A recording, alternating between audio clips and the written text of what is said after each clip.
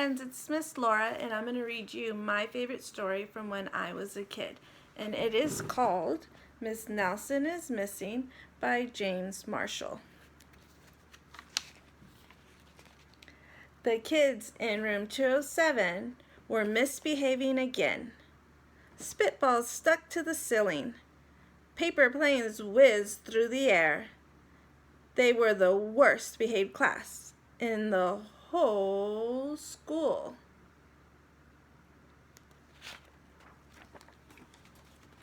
"Now settle down," said Miss Nelson in a sweet voice. But the class would not settle down. They whispered and giggled. They squirmed and made faces.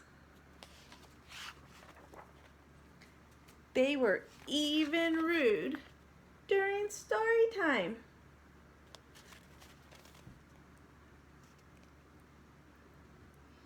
And they always refused to do their lessons.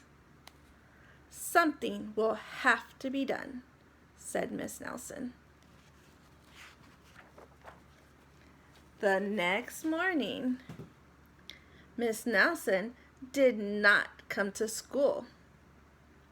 "Wow," yelled the kids, "now we can really act up." They began to make more spitballs and paper planes. "Today, let's just be terrible," they said. "Not so fast," hissed an unpleasant voice. A woman in an ugly black dress stood before them. "I am your new teacher," said Miss Viola Swamp, and she rapped the desk with her ruler. "Where is Miss Nelson?" asked the kids. "Never mind that," snapped Miss Swamp. "Open those arithmetic books." Miss Nelson's kids did as they were told. They could see that Miss Swamp was a real witch. She meant business. Right away, she put them to work. And she loaded them down with homework. "We'll have no story time today," said Miss Swamp. "Keep your mouth shut," said Miss Swamp. "Sit perfectly still," said Miss Swamp. "And if you misbehave, you'll be sorry," said Miss Swamp. The kids in room 207 had never worked so hard. Days went by and there was no sign of Miss Nelson. The kids missed Miss Nelson. "Maybe we should try to find her," they said. Some of them went to the police. Detective McSmog was assigned to the case. He listened to the story. He scratched his chin. He said, "I think Miss Nelson is missing." Detective McSmog would not be much help. Other kids went to Miss Nelson's house. The shades were tightly drawn and no one answered the door.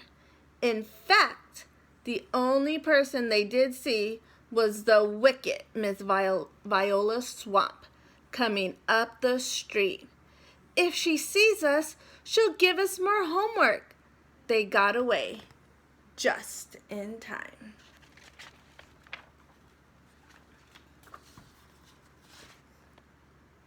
Maybe something terrible happened to Miss Nelson. Maybe she was gobbled up by a shark, said one of the kids. But that didn't seem very likely.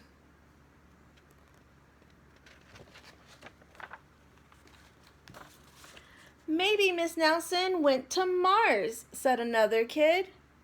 But that didn't seem likely either.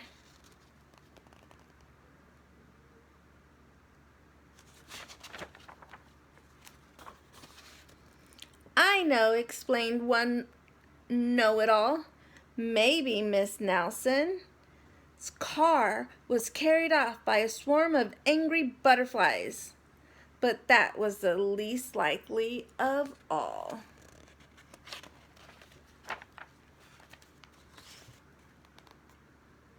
The kids in room 207 became very discouraged. It seemed that Miss Nelson was never coming back, and they would be stuck with Miss Viola's swamp forever.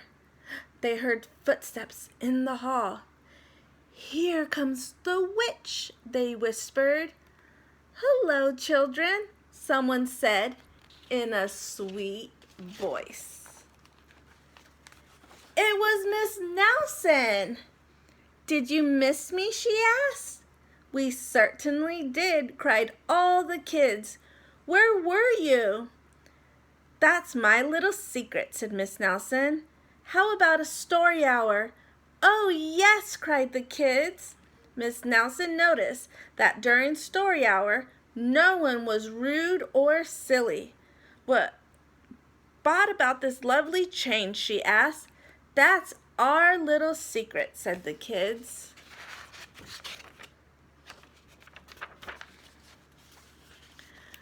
Back home, Miss Nelson took off her coat and hung it in the closet, right next to an ugly black dress. When it was time for bed, she sang a little song. "I'll never tell," she said to herself with a smile. P.S. Detective McSmog is working on a new case. He is now looking for Miss Viola's swamp. The end. I hope you guys liked that story as much as I did. Talk to you soon. Bye.